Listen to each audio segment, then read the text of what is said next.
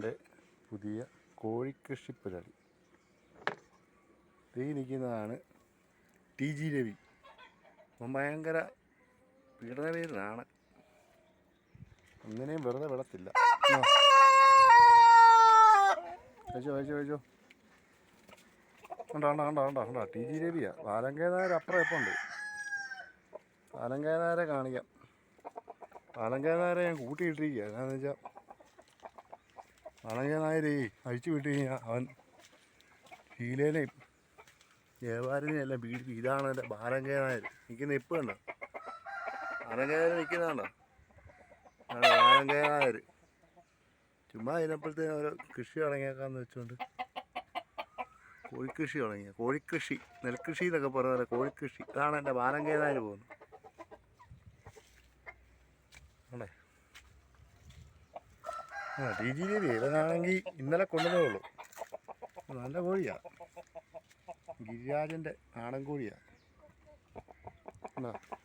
ഇത് ശീല, നല്ലീ നിൽക്കുന്ന ശീല, നല്ലീ പോകുന്ന ശീലേന്നല്ലേ സത്യം പറഞ്ഞാൽ ഇവിടെ ചക്കീലെന്നാണ് വിളിക്കാൻ പറ്റും. അതാണ് ഇവന്മാരെല്ലാം പഴപ്പിക്കുന്നത്. ഇങ്ങോട്ട് പ്രത്യേക സംവിധാനമൊക്കെ നടത്തിയിരിക്കുക. കോഴി മുട്ടയിടാൻ വേണ്ടി മുട്ടയൊക്കെ ഇടുന്നുണ്ട്. മുളമാരെല്ലാം കൂടി നല്ല രീതിയിൽ മുട്ടയൊക്കെ ഇട്ടിരുന്നുണ്ട്. TG രവി വിളിക്കുക.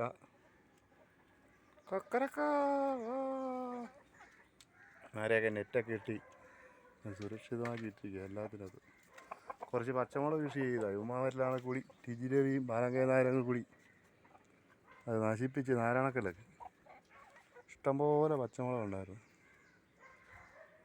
പച്ചമുളക് അതുപോലെ എല്ലാം ഉണ്ടായിരുന്നു. എല്ലാം കളഞ്ഞു ഇവന്മാർ.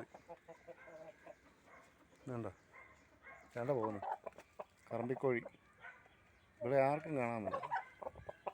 എന്നാടാ TG രവി നിന്നെ ഞാനുണ്ടല്ലോ. ഇനി ഞാൻ പാലങ്കേനാർക്ക് ഇട്ട് കൊടുക്കും. പാലങ്കേനാരും TG രവി അടിയായെന്ന് ഞാൻ രണ്ടുപേരെ മാറ്റിയതാണ്. പാലങ്കേര കൈ